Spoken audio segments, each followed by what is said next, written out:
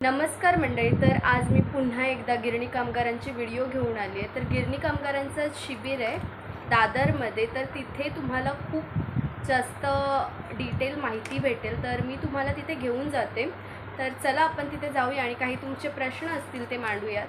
पाहिजे की नाटक कंपनी काय नाटक दाखवते आहे त्याच्यात बोलून चालणार नाही. ठीक आहे, मनोरंजन चालतंय तिथपर्यंत ठीक आहे. कारण लक्षात ठेवा की ही खूप पाखंडी आहे. पाखंडी शब्द ऐकलाच धर्माचाच वापरतात तो, पण माणूस बीफ खातो ना हो चतुर्थीमध्ये, हो ना? कोण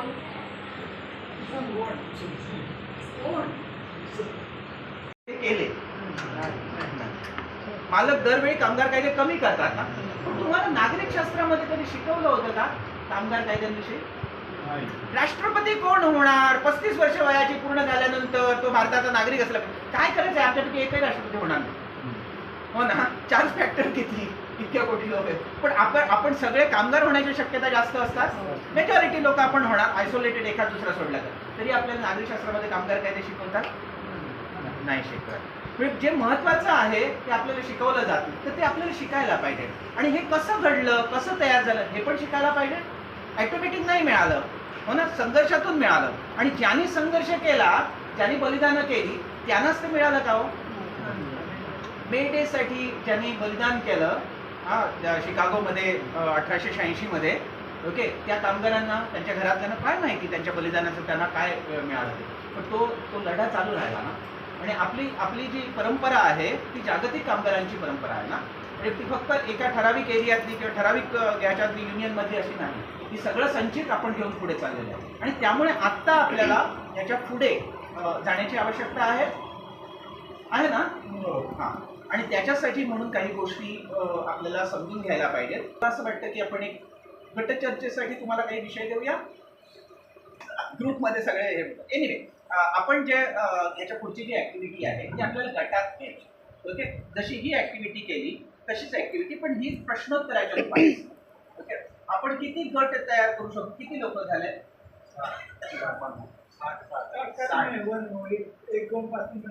म्हणजे नाही, ते आहे की 5 गट करूया आपण. ते कव्हर करण्याचा प्रयत्न केलाय. तर मुळात आधी आता या समाजामध्ये काय झालंय की आपल्याला म्हणजे सामान्य माणसाकडे लक्ष दिलं जात नाही आणि त्याच्या प्रश्नाकडे दुर्लक्ष केलं जाते.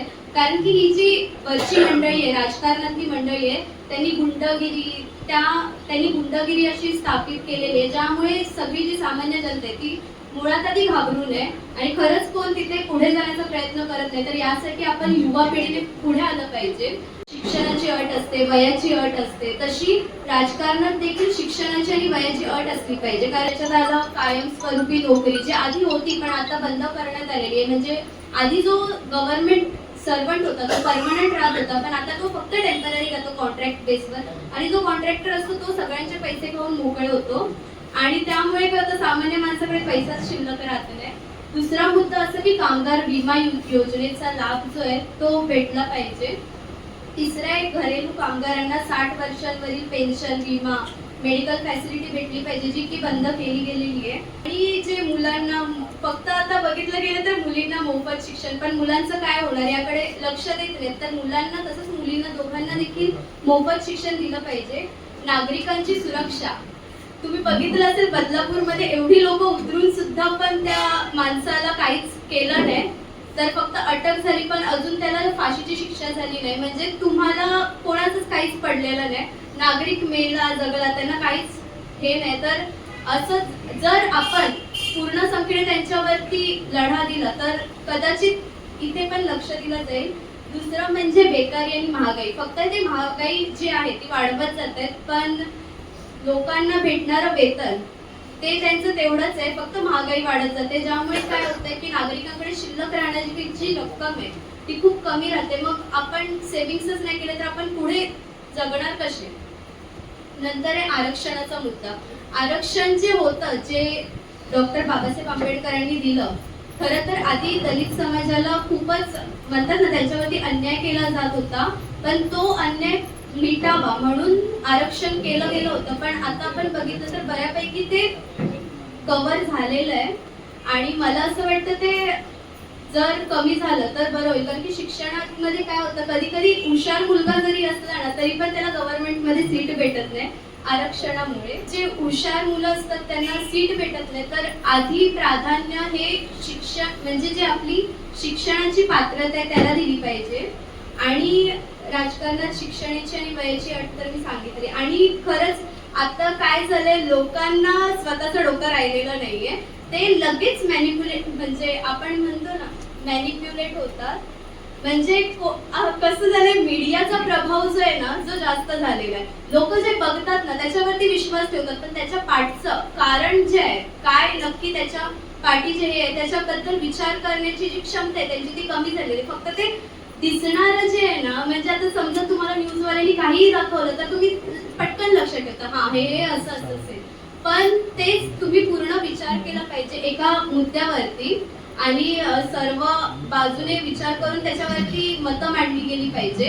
आपण म्हणतो की ही आपली संतांची भूमी आहे आणि आपण संतांना काय म्हणतो, आपलं आदर्श तर मानतो, पण काय त्यांचे जे विचार जे आहेत ते आपण विसरून गेलेलो आहे. त्यांचे विचार आपण आत्मसात करत नाही. तर आपण फक्त श्रीमंतांचे जे विचार आहेत, म्हणजे आपल्याला आपण मानतो की आपण संतांना मानतो, पण जेव्हा पैशाचं वगैरे येतं तेव्हा आपण श्रीमंतांनाच म्हणजे काय म्हणतो गायडर असं मानतो. आणि तर आपण काय बघतोय कसं बघतोय याचा विचार प्रत्येकाने केला पाहिजे. आणि लोक म्हणतायत, लोक धावतात म्हणून तिथे जाऊ नये आणि प्रत्येकाला आपापलं मत हवं. नाही तर तिथे जास्त संख्या आहे म्हणजे ती लोक बरोबर असतील आणि जिथे कमी संख्या आहे ती लोक चुकीची असतील असं आपण नाही हे करायचं.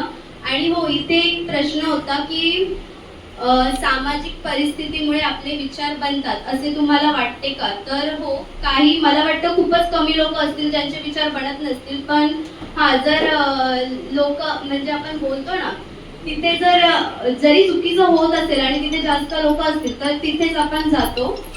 आणि तुमच्या खिशात 100 रुपये असताना आणि तुमच्या खिशात 10,000 रुपये असताना तुमचे विचार सारखे असतात का? तर याचा प्रश्न ऑफकोर्स नाहीच आहे. तर प्रत्येकाचे विचार बदलतात. जेव्हा आपल्याकडे 100 रुपये असतो तेव्हा आपण ते वाचवण्याचे प्रयत्न करतो आणि जेव्हा आपल्याकडे 10,000 रुपये असतात तेव्हा आपल्याकडे तो खर्च करण्याचा विचार येतो. नंतर शोषक असल्याचा, लुटणारा असल्याचा अभिमान असावा की शोषित असल्याचा अभिमान असावा? तर या दोन्ही गोष्टी वाईट आहेत. आणि हे खरं तर मला खूप चांगला प्रश्न वाटला. बुट्टी हे जण न पहावे डोळा असे म्हणणारे तुकोबाराया तुमच्या जागी असते तर त्यांनी काय केले असते? तर त्यांनी नक्कीच आपल्यासारखे ते वागले नसते. त्यांनी त्यांच्या वेळी पण समाजात परिवर्तन आणण्यासाठी खूप कष्ट घेतले आणि ते केलं देखील. कीर्तनाच्या माध्यमातून, त्यांच्या ओबींच्या माध्यमातून त्यांनी जे आधी काय होतं, फक्त ब्राह्मणच जात होता मंदिरामध्ये, पण त्यांच्यामुळे सर्व लोक मंदिरात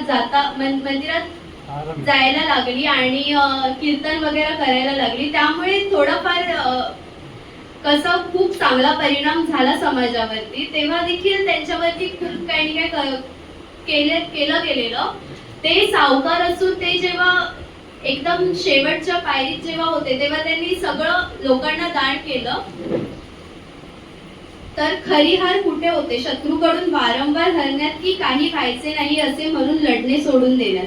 तर हे खरं चांगलं उदाहरण गिरणी कामगारांचे. आपण किती वेळा आपल्याकडे दुर्लक्ष केलं गेलं. तर 42 वर्षांपेक्षा जास्त हा आपला लढा चालू आहे आणि खरंच आपण हरलेलो नाही. आपण खरं तर खूप ग्रेट आहे, कारण की एवढं वर्ष लढणं खूप खूप खूप मोठी गोष्ट आहे. आणि ही हार आपली नाही तर ही हार त्या राजकारण्यांची आहे, ही सरकारची हार आहे. कारण की आपण सरकार का निवडून देतो? कारण की हे आपलं लोकांचं राज्य आहे. लोकांना सर्व सुविधा भेटल्या पाहिजे, हे खरं तर त्यांची जबाबदारी आणि ही हार त्यांचीच आहे. नक्कीच आपल्यावरती लक्ष दिलं जाईल आज ना उद्या, पण आपण प्रयत्न करत राहिले पाहिजे. आजची लढाई जास्त करून शारीरिक आहे की बौद्धिक आहे की भावनिक आहे याचा कधी विचार केला का? तर खरं सांगू तर आजची लढाई ही शारीरिक आहे. जिथे शरीरबळ जास्त असणार तिथेच जे आहे सरकार आपल्याकडे लक्ष देईल. जरी पुढची जी लढाई असेल आपली गिरणी कामगारांची तिथे सर्वात जास्तीत जास्त लोकसंख्येने हजर राहावं अशी माझी कळकळीची नम्र विनंती आहे. तर इथे फक्त जो आपला गिरणी कामगार आहे तो खरंच आता खूप म्हातारा होत चाललाय आणि आपल्यालाच म्हणजे जी नवीन पिढी आहे, हे खरं तर नवीन पिढीसाठीच करतायत ते. तर आपण सर्वात जास्त संख्येने आणि ताकदीने उतरणं खूप गरजेचं आहे. तर माझी सर्व वारसदारांना, तसंच गिरणी कामगार जर थकलेला असेल तर त्यांनी त्यांच्या 4-5 वारसदारांना तरी पाठवावं, अशी माझी कळकळीची नम्र विनंती आहे. 1.5 लाख गिरणी कामगार असतील तर 4 लाख वारसदार तरी आले पाहिजे. तर इथे मी थांबते. मी संतोष राजाराम मोरे, गिरणी विभागातून गिरणी कामगार आहे. आज या ठिकाणी लाल निशाण पक्षाच्या वतीने मुंबई आणि ठाणा या ठिकाणच्या कार्यकर्त्यांचं एक अभ्यास मंडळ या ठिकाणी घेतलं गेलं आहे आणि त्याकरता आपल्याला जे लाभलेले आहेत डॉक्टर योगेश पाठणकर यांचं आपल्या सर्व पाटकर यांचं आपल्या सर्वांच्या वतीने मी या ठिकाणी त्यांचा आभार मानतो. कारण हे विचार आपल्याला ऐकायला या ठिकाणी मिळाले आणि आपल्या विचाराला थोडं खतपाणी घालण्याकरता त्यांनी जे काही आपल्यासमोर दोन एक तो आपला गुंता सोडवतात कसा त्यावरती आपल्याला त्यांनी दाखवलं. त्यानंतर सध्या परिस्थिती काय चालली याच्यावर सुद्धा आपल्याबरोबर त्यांनी चर्चा केली. आणि एवढंच नाही तर आपल्या मनामध्ये ज्या काही गोष्टी आहेत त्या आपण सामूहिकरित्या एकत्रित आल्यानंतर त्यांनी जे आपल्यासमोर 8 गट पाडले होते त्या 8 गटामध्ये त्यांनी आपल्यासमोर काही प्रश्न ठेवले होते. ह्या प्रश्नाच्या माध्यमातून आपल्याला हेच कळलं की आपण एकत्रित विचाराने आपण कशा पद्धतीने पुढे जायचं. तर यातून त्यांनी एक जाणून घेण्याचं काम केलं आहे की आपण कशा पद्धतीचा विचार करतो. त्यांचा जो पहिला प्रश्न होता की तुमच्या जीवनातील प्रमुख प्रश्नाची यादी बनवा.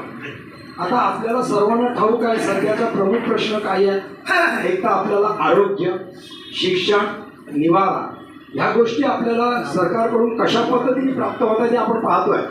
त्यामुळे ह्याच आपल्या प्रश्नांच्या मेन प्रश्न सतावतात. आपल्याला शिक्षण आहे, नोकरी आहे, शिकलं तर नोकरी नाही आहे, आरोग्य असेल तर त्याला आरोग्याची सुविधा नाही, ह्या सगळ्या गोष्टी त्याच्यामध्ये मोडतात.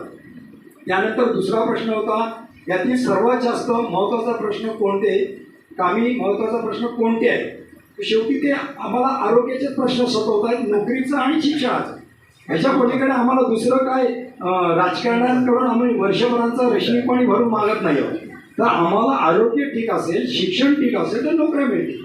ह्या सगळ्या गोष्टी तिथे येतात. त्यानंतर पुन्हा दुसरा प्रश्न तिसरा आहे तुमच्या व्यतिरिक्त बाहेरच्या लोकांना तुमचे नातेवाईक मित्र वगैरे कोणते प्रश्न महत्त्वाचे वाटतात.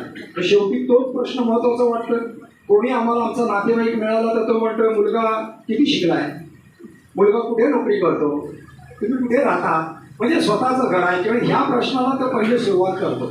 म्हणजे आम्हाला हे खऱ्या अर्थाने प्रश्न पहिले समोर येत आहे. त्यानंतर चौथा प्रश्न आहे जीवनातील प्रश्नांच्या बाबतीत तुमच्या मतात आणि बाहेरच्या लोकांच्या मतातला फरक काय. तर फरक नक्की आहे, विचारातला फरक आहे. समोरच्या व्यक्तीच्या मनामध्ये काय गोष्टी आहे हे आम्हाला माहीत नाही, पण आम्ही ज्या विचाराखाली वागलो, ज्या विचारातून एकत्रित आलो, आता आमचे विचार कशा पद्धतीने असणार की आम्ही ज्या संघटनेसोबत आहोत, संघटनेच्या मार्गदर्शनाखाली आमच्याकडे जे काही आम्हाला त्यातून अभ्यासक्रमातून मिळतं ते आमचे विचार.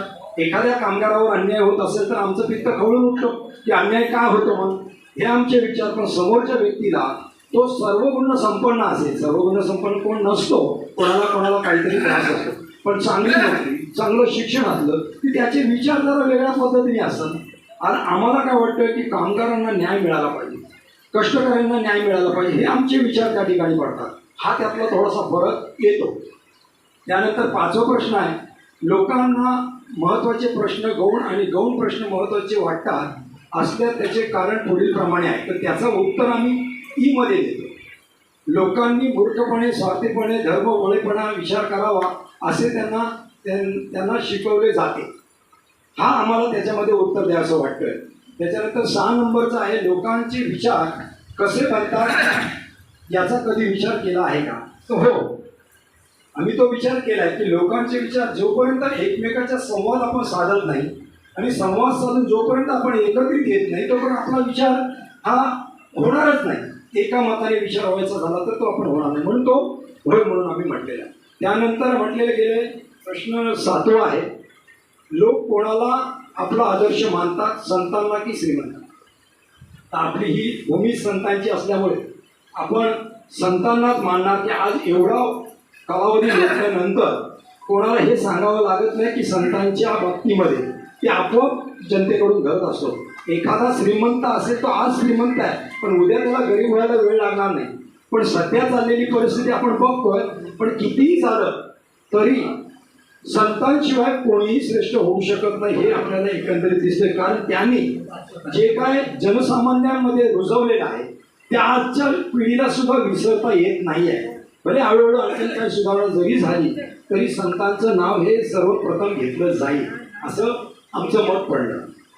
8 नंबरला पडलं, लोक अभिमान कोणाचा बाळगतात, संतांचा की श्रीमंताचा. पुन्हा त्याचं उत्तर तसंच येतं की स्वाभाविक आहे संतांचंच म्हणणार. पण संतांनी जे काय जनतेला किंवा रुजवलंय त्या पद्धतीने जनता आजपर्यंत चालली आहे. श्रीमंत काय, आज अंबानी आहे, उद्या आणखी कोणी टाटा जाईल, यांच्या पलीकडे श्रीमंत कोणीच होत नाही.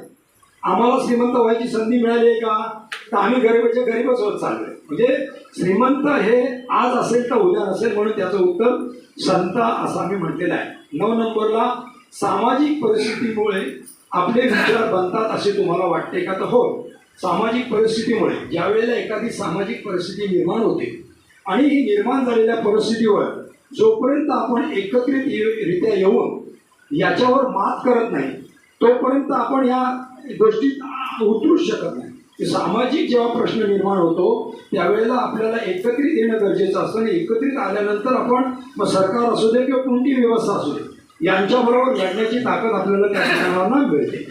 त्यानंतर शोषण करणारा लुटणारा अभिमान असावा की शोषित.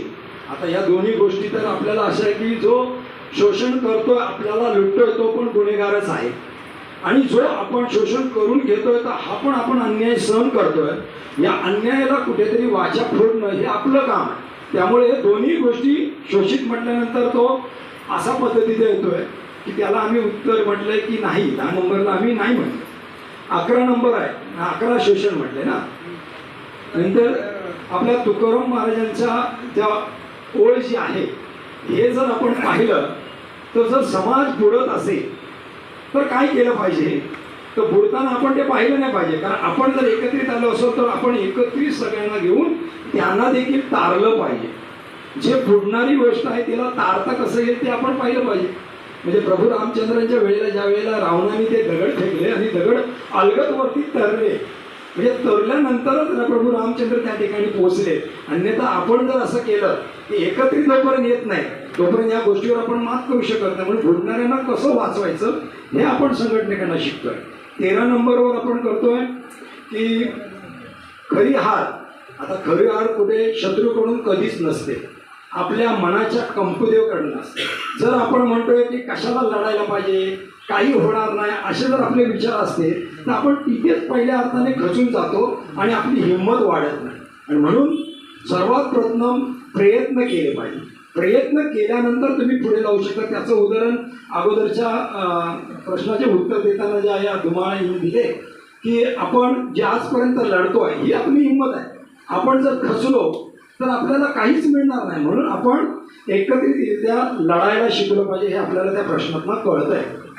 त्यानंतर आजची लढाई जास्तीत जास्त शारीरिक किंवा बौद्धिक की भावनिक आहे. भावनिक लढाई करू तर चालणार नाही.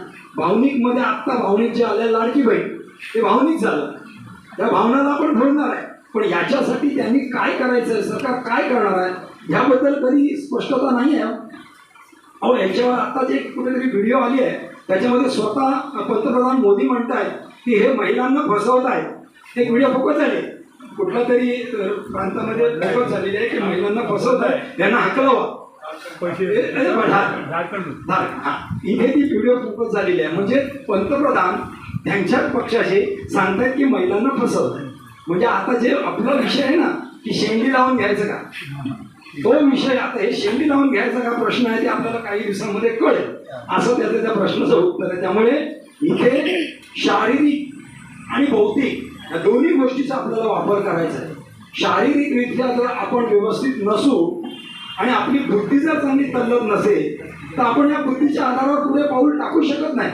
म्हणून या दोन्ही गोष्टी आम्हाला योग्य वाटतात. म्हणून आम्ही त्याचं उत्तर म्हटलंय की शारीरिक व बौद्धिक याला आम्ही होय म्हटलंय. अशा पद्धतीचा आजचा आम्ही यांना आमच्या ज्या टीमनी या मिळून मिसळून जे काही एकत्रित येऊन या प्रश्नाची उत्तरं दिलेली आहेत त्याच्यामध्ये तर पहिल्या 13 प्रश्नाची उत्तरं सिद्धिविनायक आणि संतोष मोरे यांनी बऱ्यापैकी दिलेली आहे आणि सर्वांचे जवळजवळ समानच असतात. मी फक्त 14 प्रश्नाचं उत्तर देतोय. आजची लढाई जास्त करून शारीरिक आहे की बौद्धिक की भावनिक याचा कधी विचार केला आहे का? तर याचं उत्तर असं आहे की बौद्धिक. ती बौद्धिक असली वेळी पुस्तकं वाचली पाहिजे. पुस्तकं वाचली पाहिजे तर ती बौद्धिक होऊ शकते. आणि पुस्तकं आपल्याला भाकरी देत नाहीत, पण पुस्तकं आपल्याला भाकरी देत नाहीत, पण आपल्या वाट्याची भाकरी कोण खातंय हे मात्र शिकवतात आणि हे संघटनेकडनं आपण शिकतो. विचार बदलतात. आता जर सामाजिक परिस्थिती बदलत जाईल तर तसे माणसाचे विचार सुद्धा बदलले जातात.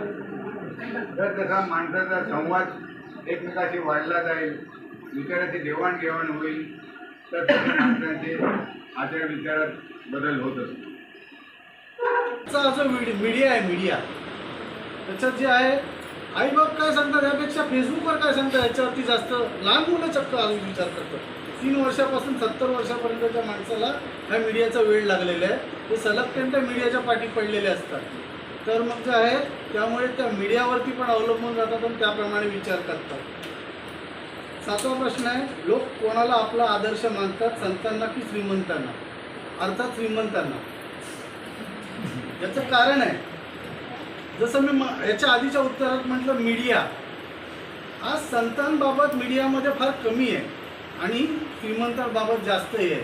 उदाहरण म्हणून सांगितलं तर श्रीमंत म्हणजे आमच्या डिस्कशनमध्ये आलं होतं सचिन तेंडुलकर, एक श्रीमंत माणूस, क्रिकेट चांगला खेळला, त्यामुळे त्याला इतके पैसे मिळाले, अशी गाडी मिळाली, टॅक्सीची ॲड मिळाली, ॲडपोटी एवढे प्रत्येक आई बापाला आपला मुलगा सचिन तेंडुलकर व्हावं असं वाटायला लागलं. हे उदाहरण आहे. नंतर 9वा प्रश्न आहे, सामाजिक परिस्थितीमुळे आपले विचार बनतात असे तुम्हाला वाटते का? हो. पहिला प्रश्न आहे आपल्याला रोजगाराचा प्रश्न आहे. आणि रोजगाराचा प्रश्न का आहे याचं कारण असं की उत्पादन साधनांवरची मालकी एका ठराविक लोकांची आहे. हे पटतंय तुम्हाला? मगाशी मी तुम्हाला उदाहरण दिलं की जर माझी बागायती एक 8 एकरची आहे आणि मी आणि माझ्याकडे कामाला माणसं असतील तर माझ्याकडे मशीन आल्यानंतर मी त्यांना बेकार करतो. पण जर त्यांच्या सकट माझी मालकी असेल तर सगळ्यांच्याच वाट्याचं काम कमी होतं. हा मुद्दा तुम्हाला कळला ना? म्हणजे रोजगाराचा प्रश्न सुटायचा असेल तर आपल्या डोक्यात यायला पाहिजे उत्पादन साधनांची वरची मालकी जी आहे ती आपल्या सगळ्यांची व्हायला पाहिजे. बरोबर ना? ती जर अदानीची राहिली, ती जर अंबानीची राहिली, आणि तेच करतायत ना ते, म्हणजे त्यांचे कारखाने तर होतेच पण शेतकऱ्यांची जमीन काढून घेऊन त्यांनाच देतात ना. असं नाही म्हणत आहेत तू प्रायव्हेट कंपनी आहे, तू प्रायव्हेट माणसाकडे जा आणि हवं तर घे असं म्हणतात का? गव्हर्नमेंट गॅझेट काढतं आणि देतं. गव्हर्नमेंट गॅझेट काढतं आणि त्यांना देतं ना बाकीची संपत्ती. म्हणजे ह्याच्या खाली डोंगराखाली खनिज आहे, दिलं तुला. त्या डोंगराखाली खनिज आहे, दिलं तुला. मालकी कोणाची? आपली सर्वांची मालकी आहे ना. 3 फुटाखालची जमीन ही त्या मालकाची नसते. म्हणजे कोणाची असते? पार्लमेंटमध्ये बसलेल्या 547 लोकांची नव्हे, ती आपली सर्वांची असते ना. या संपत्तीचं पुनर्वाटप होतंय काय? नाही होत आहे. म्हणजे आपला प्रश्न जो आहे तो प्रश्न कशामुळे आहे? रोजगाराचा प्रश्न. उत्पादन साधनांची मालकी ठराविक मुठभर लोकांच्या हातात आहे आणि याच्यामुळे होत आहे. पटला मुद्दा? हा मुद्दा खूप महत्वाचा आहे. आता मला सांगा, सरकार बदलली आणि सरकार पूर्वी काँग्रेसचं सरकार होतं, आता बीजेपीचं सरकार आहे. बीजेपीचं सरकार सत्तेत येताना काय सांगून आलं? गरिबांचंच हे करत आलं ना, अच्छे दिन म्हणून सांगून आलं ना. आणि त्यांनी कोणाचे अच्छे दिन आणले? अंबानीचे, अदानीचे आणले. म्हणजे सत्ताधारी वर्ग बदलला का? नाही बदलला. उलट तो अधिक क्रूर त्याने आपला मुनीमजी आणून ठेवला.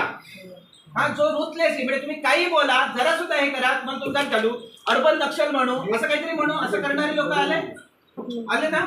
हा, त्यामुळे आपण लक्षात ठेवायला पाहिजे की आपल्या पुढ्यातला प्रश्न रोजगाराचा प्रश्न मिटल्यानंतर बाकीच्या सगळ्या प्रश्नांची, आणि तो रोजगाराचा प्रश्न का आहे? उत्पादन साधनांची मालकी ठराविक मुठभर लोकांची. दुसरा प्रश्न तुम्ही म्हटला आरोग्याचा. खरंच प्रश्न आरोग्याचा आहे. आरोग्याचा प्रश्न कसा सुटेल?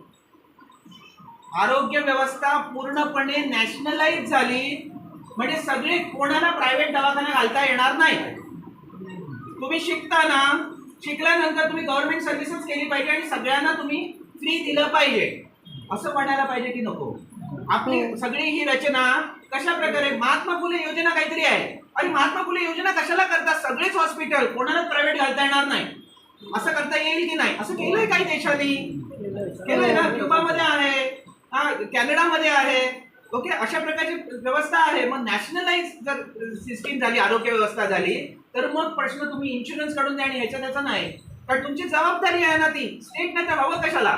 जर आमच्या आरोग्याच्या आणि शिक्षणाच्या सोयी जर देणार नसेल तर शासन यंत्रणा कशाला? फक्त लुटायला झाली. मग हा शिक्षण तुम्हाला काय वाटतं की प्रत्येकाला म्हणजे मी जर बांद्यात राहत असेल, माझं गाव बांदा एकदम टोकावरती आहे, त्या गावात माझ्या मुलीला मिळणारं शिक्षण आणि तुमच्या मुलाला इथं मुंबईत मिळणारं शिक्षण सारखंच असायला पाहिजे की नको?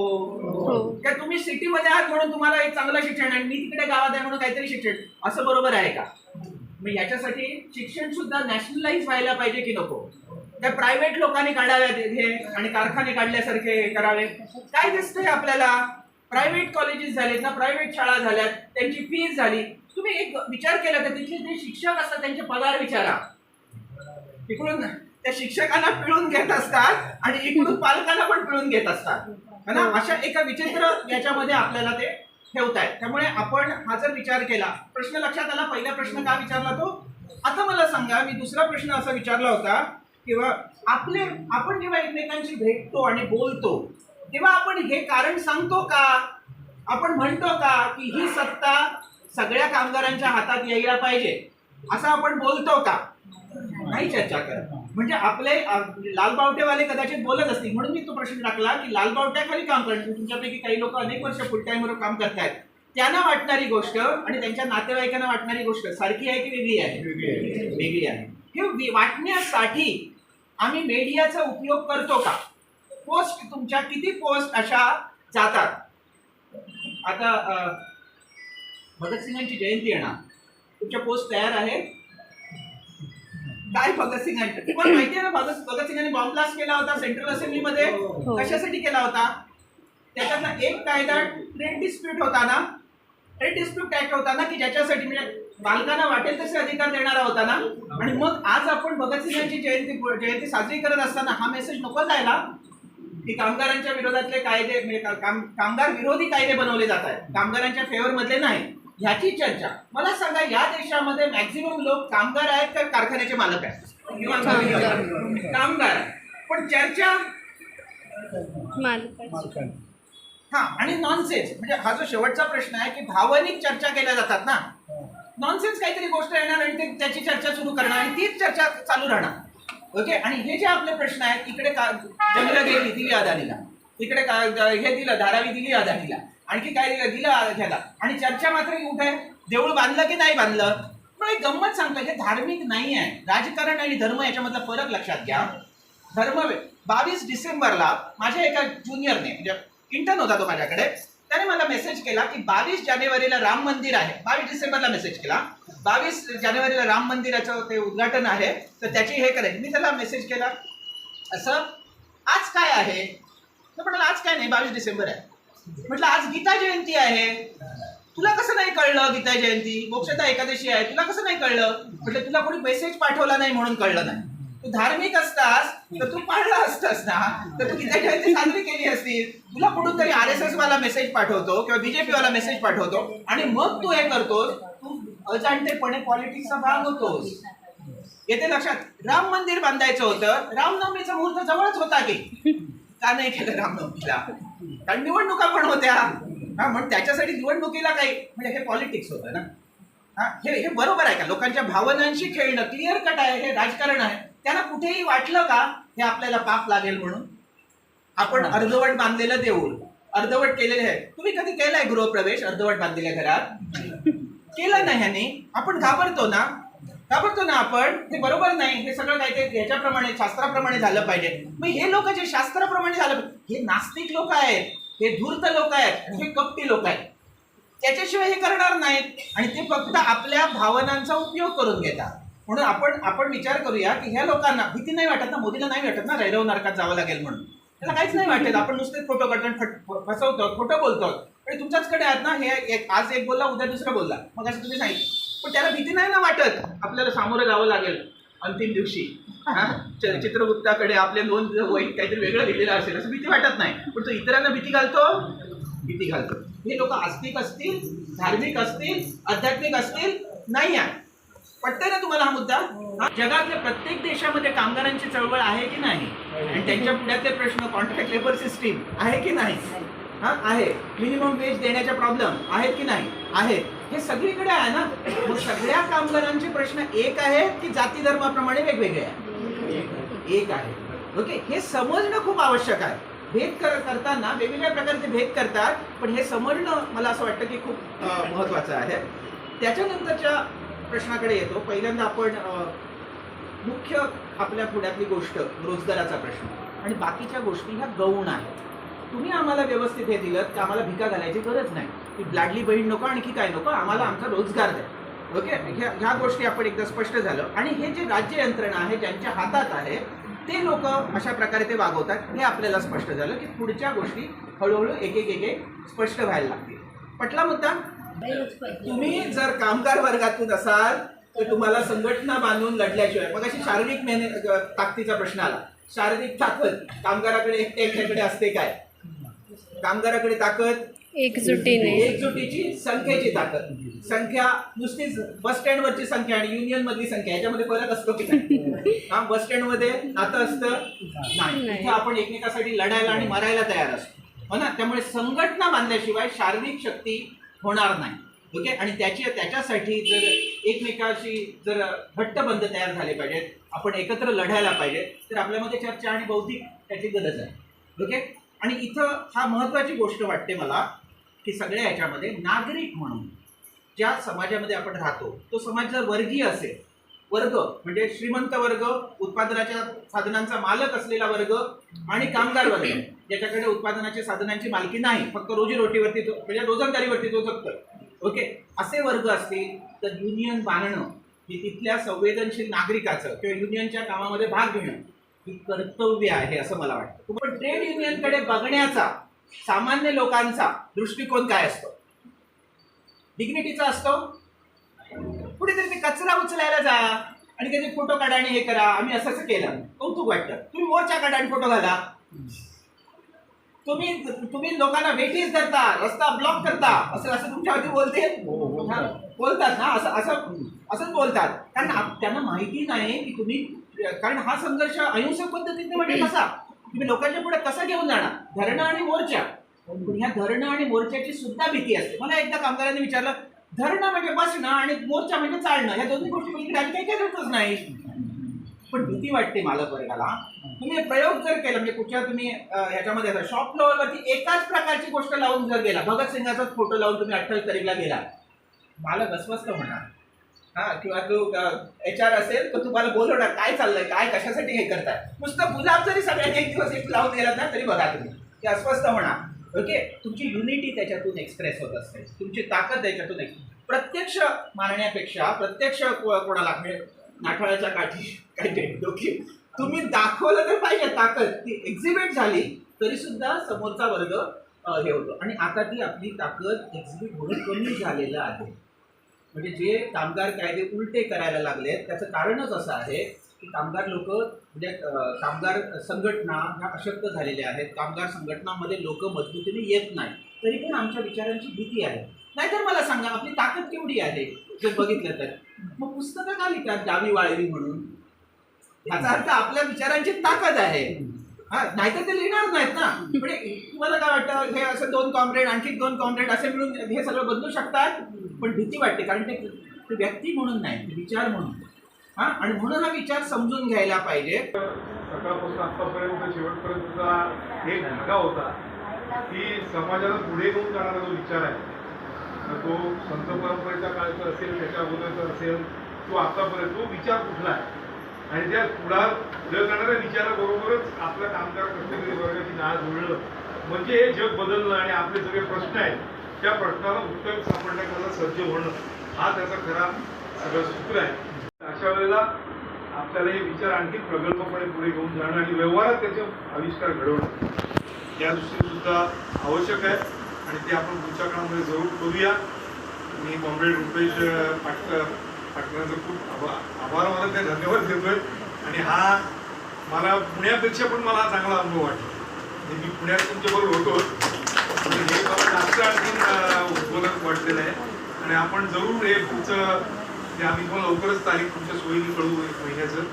कारण कम्युनिस्ट मॅनिफेस्टोला आधार धरून आपण जे मूलभूत तुम्ही विचार जे म्हणाला होते त्याचं आपण एक सेशन जरूर करूया.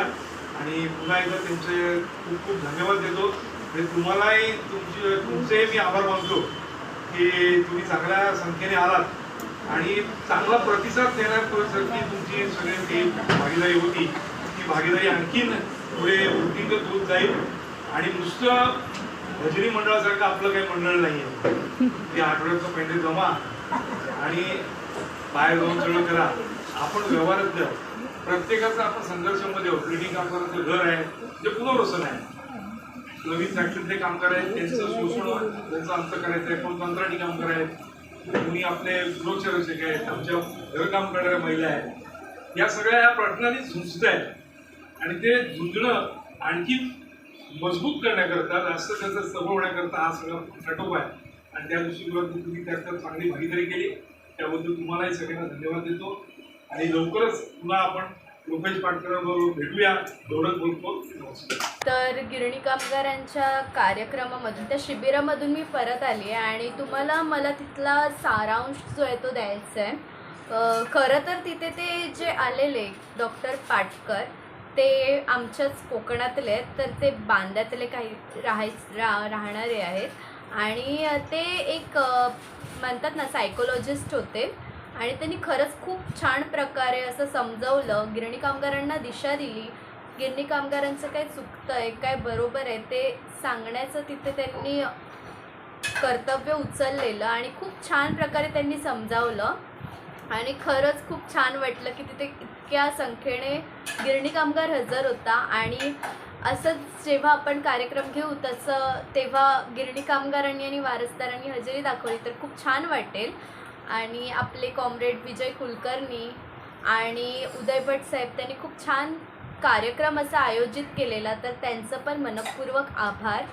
खूप छान वाटलं तिथे जाऊन. आणि म्हणतात ना जेव्हा आपण असे जे प्रोग्राम्स असतो ते अटेंड करतो तेव्हा विचारांची देवाणघेवाण होते. आपल्या विचारांमध्ये भर पडते. काही जर आपल्याला खूप काही नवीन शिकता येतं तशा खूप गोष्टी तिथे शिकता आल्या. आणि पुढच्या वेळी जेव्हा कार्यक्रम होईल तेव्हा मी तुम्हाला आधीच त्याबद्दल सांगेन आणि व्हिडिओद्वारे तुम्ही ते लोकांपर्यंत पसरवा. आणि पुढच्या वेळी जेव्हा कार्यक्रम असेल तेव्हा मोठ्या संख्येने तिथे या अशी माझी नम्र विनंती आहे.